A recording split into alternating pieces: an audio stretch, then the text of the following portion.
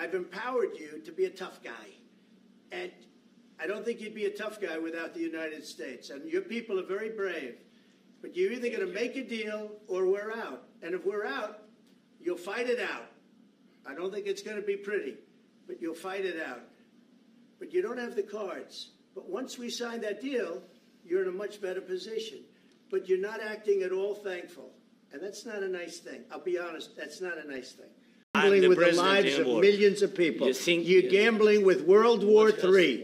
You're gambling with World War III. And what you're doing is very disrespectful to the country, this country. Do you ever, why don't you wear a suit? Why don't you wear a suit? You're at the highest level in this country's office and you refuse to wear a suit. Just want to see if you, do you own a suit? Yeah, you have problems. A lot of Americans have problems with you not respecting I don't have such. office. I will wear a costume after this war will finish. Okay. Yes, maybe one. Maybe something like yours. Yes. Maybe something better. I don't know. We will see. Maybe something cheaper than. Yeah. Thank you. Thank you for.